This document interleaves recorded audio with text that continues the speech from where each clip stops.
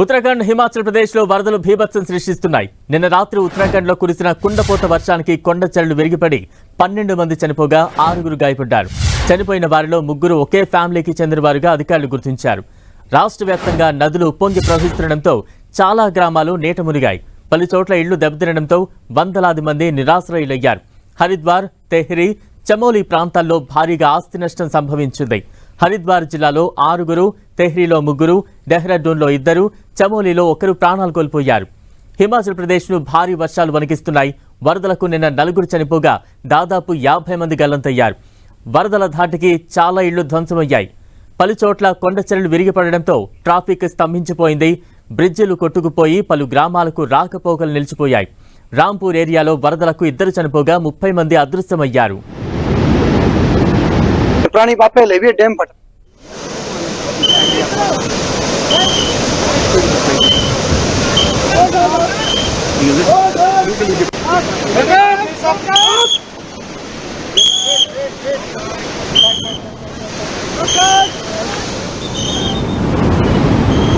सब आओ आगे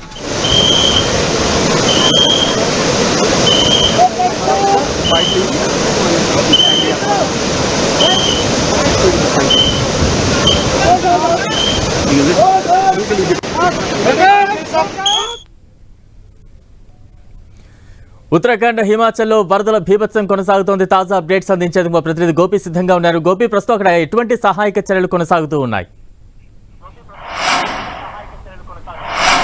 ఎస్ బలరాం, ఉత్తరాఖండ్, హిమాచల్ ప్రదేశ్ ఈ రెండు కూడా హిల్ స్టేట్స్ ప్రస్తుతం భారీ వరదలు అలాగే క్లౌడ్ బర్స్ట్ తో ప్రస్తుతం భీతావహ ముఖ్యంగా పరిస్థితులు అక్కడ నెలకొన్న పరిస్థితి ఉంది. ఇటు హిమాచల్ ప్రదేశ్ లో 5 చనిపోగా మరో 50 మంది గల్లంతయ్యారు. అలాగే ఉత్తరాఖండ్ లో 16 మంది చనిపోగా మరో 6 తీవ్ర గాయాలయ్యాయి. ప్రస్తుతం క్లౌడ్ బర్స్ట్ కారణంగా భారీ వర్షాలు కురుస్తున్నాయి ఉత్తరాఖండ్, హిమాచల్ ప్రదేశ్ లో. దీంతో అక్కడున్న నదులు ఉప్పొంగి ప్రవహిస్తున్న పరిస్థితి ఉంది.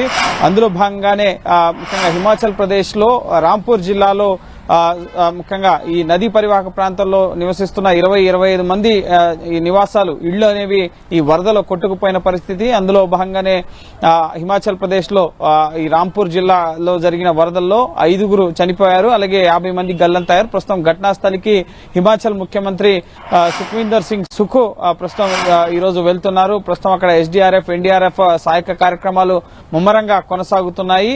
ముఖ్యంగా కొన్ని మృతదేహాలని వెలికి తీయడం జరిగింది. అలాగే చాలా మంది చనిపోయి ఉంటారు ఈ గల్లంతైన వారిలో అని చెప్పి సమాచారం అందుతుంది. ప్రస్తుతం ఎన్డీఆర్ఎఫ్ రెస్క్యూ టీమ్స్ ముమ్మరంగా అక్కడ సహాయక కార్యక్రమాలు కొనసాగిస్తున్నాయి. అలాగే ఇటు ఉత్తరాఖండ్ లో చూసినట్లయితే కనుక ముఖ్యంగా చార్ధామ్ యాత్ర పైన ప్రభావం పడడం జరిగింది. చార్ధామ్ యాత్రను ఉత్తరాఖండ్ ప్రభుత్వం తాత్కాలికంగా నిలిపివేయడం జరిగింది.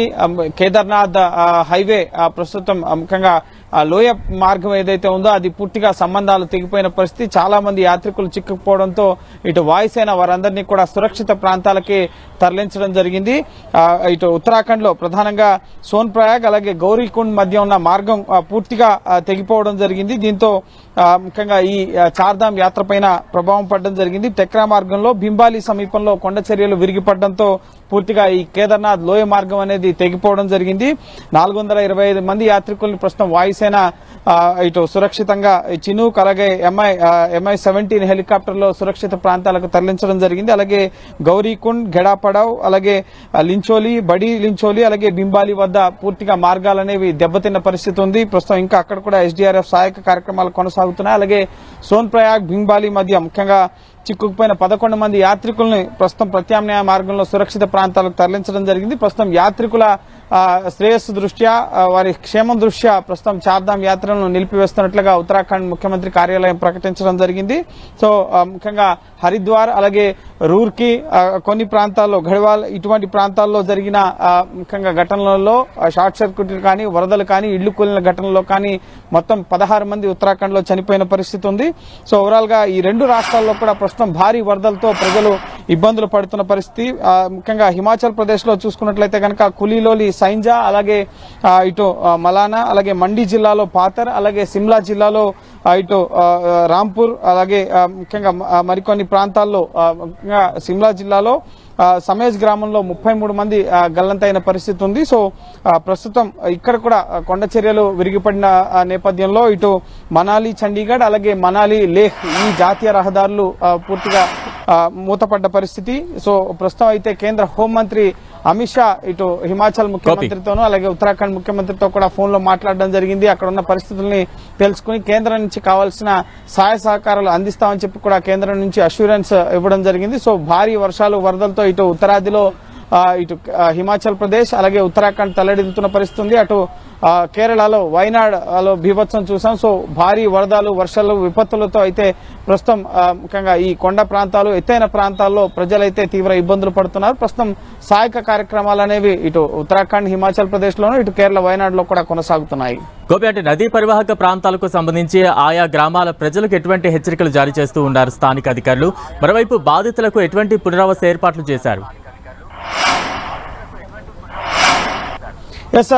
ఇటు హిమాచల్ ప్రదేశ్ లో బియాస్ నది ఉప్పొంగి ప్రవహిస్తున్న పరిస్థితి ఉంది.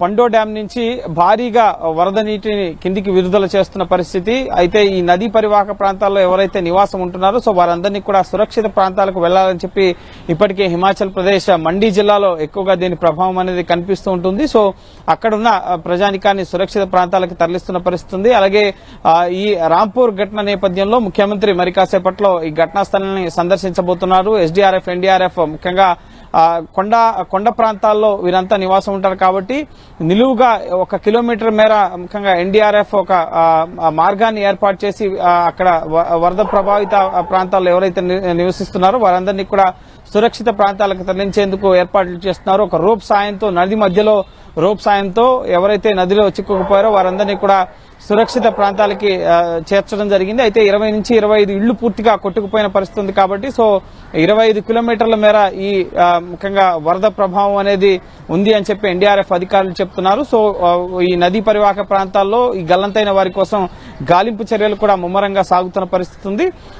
సో రాష్ట్ర ప్రభుత్వాలు ఇటు ఉత్తరాఖండ్ లో కూడా అలాగే ఇటు హిమాచల్ ప్రదేశ్ 2 రాష్ట్రాల్లో కూడా నదీ పరివాహక ప్రాంతాల్లో జాగ్రత్తగా ఉండాలని చెప్పి ప్రజలకైతే హెచ్చరికలను జారీ చేయడం జరిగింది. అలా కోసం సురక్షిత ప్రాంతాల్లో పునరావాస కేంద్రాలను కూడా ఏర్పాటు చేయడం జరిగింది. కానీ ఎన్నో ఏళ్లుగా నివాసం ఉంటున్న స్థలాలు కాబట్టి వాళ్ళు అక్కడి నుంచి ఖాళీ చేసేందుకు విముఖత చూపుతున్న పరిస్థితి కూడా ఉంది కొండ ప్రాంతాల్లో. సో ప్రస్తుతం అయితే సహాయక కార్యక్రమాలు ఈ 2 రాష్ట్రాల్లో కూడా ముమ్మరంగా సాగుతున్నాయి. ఉత్తరాఖండ్ లో వాయుసేన సహాయం తీసుకుని హెలికాప్టర్ల ద్వారా ఎక్కడైతే ఈ కొండ చర్యలు విరిగిపడి రోడ్డు మార్గాలు తెగిపోయాయో అక్కడి నుంచి యాత్రికుల్ని సురక్షిత ప్రాంతాలకు ఉత్తరాఖండ్ లో తరలిస్తున్నారు. ఇటు హిమాచల్ ప్రదేశ్ లో ఎన్డీఆర్ఎఫ్ ఎస్డీఆర్ఎఫ్ సిబ్బంది ద్వారా ఈ ముఖ్యంగా వరద ప్రభావిత ప్రాంతాల్లో చిక్కుకున్న వారిని సురక్షిత ప్రాంతాలకు తరలిస్తున్నారు.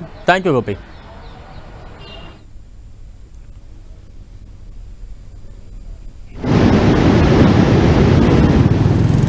पुरानी बात पहले भी डैम फटा हुआ पहले